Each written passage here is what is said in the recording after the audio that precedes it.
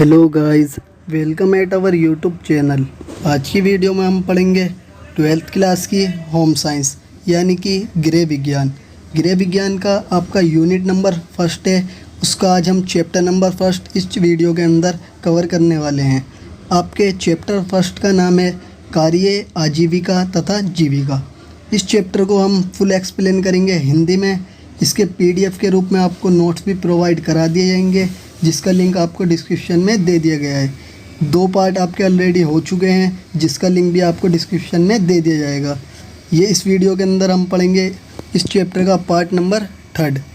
तो स्टार्ट करते हैं अपना ये पार्ट नंबर 3।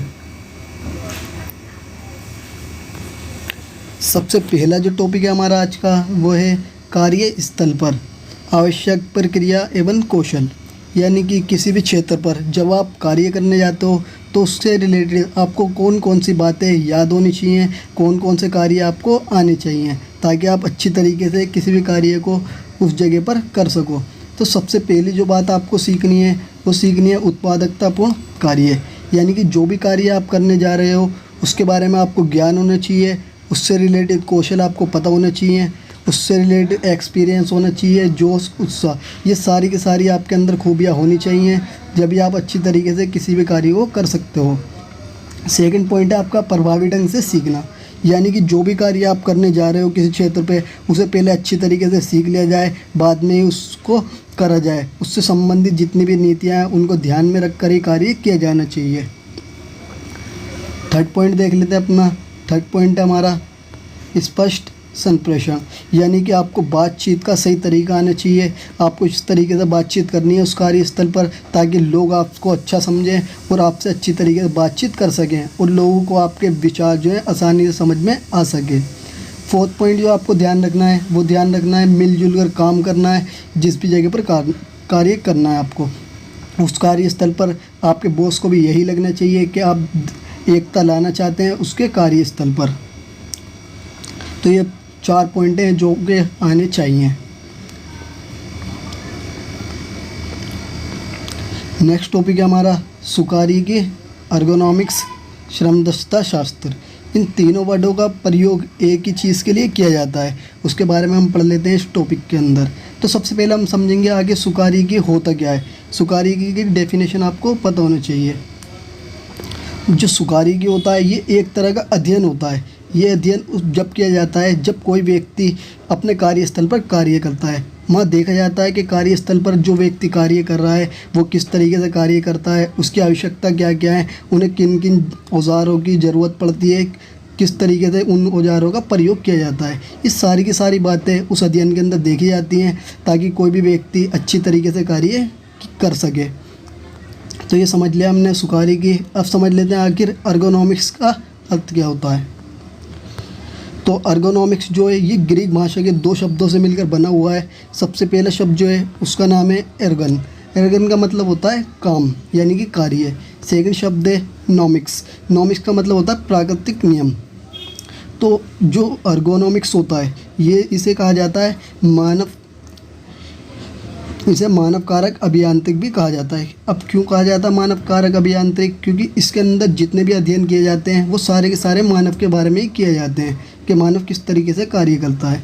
सुकारी की जो है वो मानव व मशीन का सामंजस्य भी कहा जाता है इसे, क्योंकि इसके अंदर जितने भी अध्ययन किए जाते हैं वो 2 चीज़ों के ऊपर ही किए जाते हैं कि मानव और दूसरा मशीन। ये देखा जाता है कि मानव जो है किस तरीके से मशीनों को चलाता है और अपने कार्यों को पूरा करता है। इसलिए ये दोनों जो है एक दूसरे से जुड़े हुए हैं।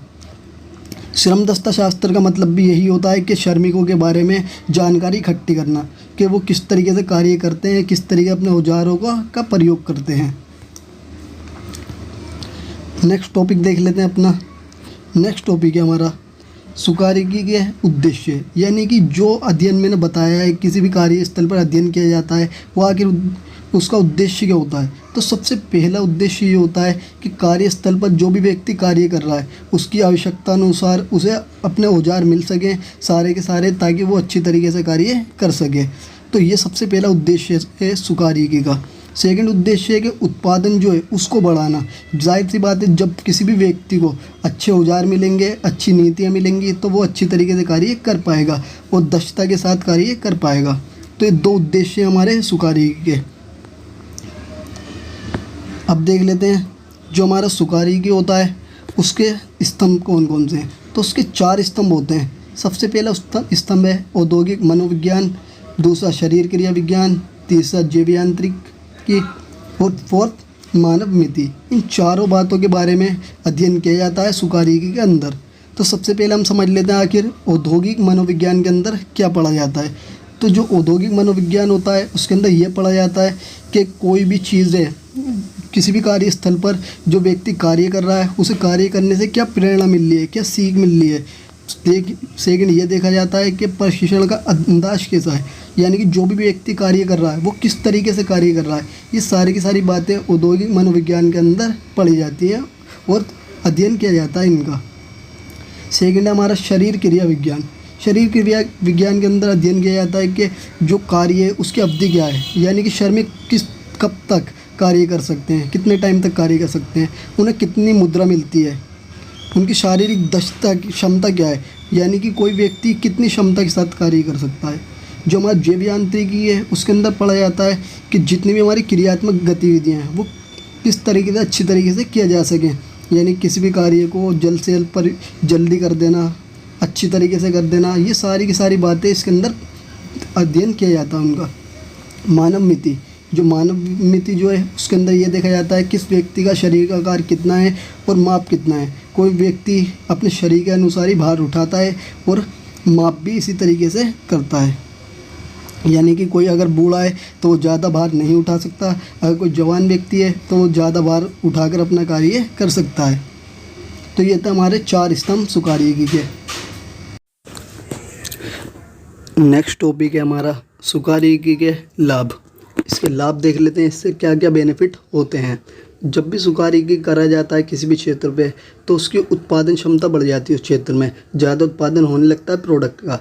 जो त्रुटियाँ होती हैं, कमियाँ होती हैं उस कंपनी में काम करने वाले लोगों की, वो कमियाँ जो है वो दूर हो जाती हैं। किसी भी जगह पर जो भी लोग कार्य कर रहे हैं उनकी चोट अब कम लगने लगती है, सुकार्यिकी की वजह से दुर्घटना जो है वो भी कम होती हैं। कार्य की दक्षता जो है वो बदल जाती है, अच्छी तरीके से कार्य होने लगता है, बहुत स्पीड से कार्य होने लगता है। जो वर्कर हैं उनका तनाव भी कम हो जाता है सुकार्यिकी की वजह से। तो ये था हमारे सुकार्यिकी के कुछ लाभ। नेक्स्ट टॉपिक देख लेते हैं। हमारा नेक्स्ट टॉपिक है उद्यमिता। आखिर उद्यमिता किसे कहते हैं? जब भी नया कार्य किया जाता है, कोई नए तरीके से किसी कार्य को करा जाता है, किसी नई चीज़ का उत्पादन किया जाता है, वो सारे के सारे कार्य जो हैं वो उद्यमिता के अंडर में आते हैं।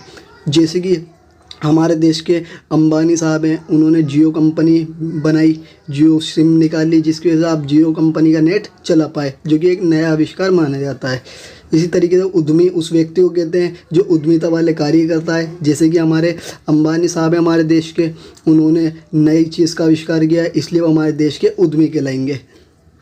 जो उद्यमी व्यक्ति जो होते हैं वो नए नए विचार रखते हैं, नई नई चीज़ों की रचना करते हैं, बहुत ज़्यादा प्लानिंग के साथ कार्य करते हैं और वो जोखिम उठा करके अपने कार्यों को पूरा करते हैं।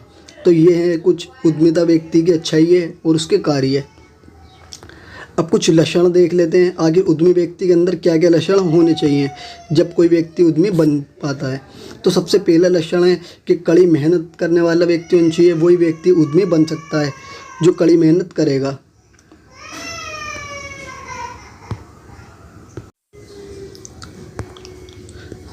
उस व्यक्ति को ज्ञान होना चाहिए किस तरीके से योजना बनाई जाती है, प्लानिंग करा जाता है, किस तरीके से योजनाओं को अंजाम दिया जाता है। ये सारे लक्षण होने चाहिए एक उद्यमी व्यक्ति के अंदर। उसे पैसे से रिलेटेड जानकारी होनी चाहिए, सामग्री, व्यक्तियों और समय के प्रबंध के बारे में भी उसे पता होना चाहिए कि किस तरीके से पैसे को कब इन्वेस्ट करना है, किस चीज़ को ख़रीदना है, किसको बेचना है और वर्करों के साथ किस तरीके का बर्ताव करना है। ये सारी की सारी बातें उसे पता होनी चाहिए। वो व्यक्ति जो उद्यमी होता है वो बहुत ज़्यादा जोखिम उठाने वाले कार्य करता है। उसकी नीतियाँ जो होती हैं वो नीतियाँ इतनी अच्छी होती हैं और वो बहुत ज़्यादा योग्य व्यक्ति होता है जो कि अपनी नीतियों का आसानी से अंजाम दे पाता है। जो उद्यमी व्यक्ति होता है वह कठिन मुद्दों से आसानी से निपट सकता है क्योंकि वो आसानी से समाधान उसका ढूंढ सकता है। उसके अंदर इतना माइंड होता है कि इस तरीके से कार्यों को अंजाम देना है। जी हमारे देश के कुछ उद्यमियों के उदाहरण हैं जैसे कि रतन टाटा और अंबानी, अडानी, बिरला। ये सारे के सारे जो हैं ये उद्यमियों के उदाहरण हैं। नेक्स्ट टॉपिक है हमारा सामाजिक उद्यमिता। अब हमने नॉर्मल उद्यमिता के बारे में पढ़ा कि नई चीज़ को का आविष्कार कर लेना उद्यमिता के अंडर में आता है। अब सामाजिक उद्यमिता क्या होता है? जो भी नए नए कार्य किए जाते हैं, नए प्रोडक्ट का उत्पादन किया जाता है, अगर वो समाज के लिए करा जाए, समाज के उद्देश्य से, तो वो सामाजिक उद्यमिता के अंडर में आता है। इसके अंडर में जितने भी कार्य होते हैं उनका मेन मुख्य जो लक्ष्य वो ये होता है कि इसके अंदर समाज को केंद्रित किया जाए। जो गरीब हैं, लोग कमज़ोर हैं, अपेक्षित हैं, वंचित समूह हैं, उनको लाभ दिया जाए, उनके लिए कार्य किया जाए। यही सामाजिक उद्यमिता का मेन उद्देश्य है। जो सामाजिक उद्यमिता होता है उसके अंदर जो भी उद्यमी व्यक्ति होता है वो हमेशा यही चाहता है कि समाज में नए नए परिवर्तन हो, नए नए सुधार हो, ताकि लोग अपना विकास कर सकें। वो चाहते हैं कि शिक्षा का प्रचार हो, देश में गरीब लोगों के बीच में स्वास्थ्य, आर्थिक विकास हो, पर्यावरण अच्छा मिले उन्हें। ये सारी की सारी बातें ऐसी हैं जिस पे वो अपना ध्यान केंद्रित करते हैं ताकि गरीब लोगों के लिए सहायता की जा सके। इनकी सफलता का मेन उद्देश्य इसी से आंका जाता है कि समाज को कितना लाभ हुआ है। अगर समाज को ज़्यादा लाभ होता है, ज़्यादा अच्छा प्रभाव पड़ता है, तो माना जाता है सामाजिक उद्यमिता इनकी सफल हुई है। अगर लाभ नहीं होता समाज को तो सामाजिक उद्यमिता सफल नहीं हुई है। तो गाइस आज की वीडियो में इतना ही। मिलते हैं नेक्स्ट वीडियो में नए चैप्टर के साथ।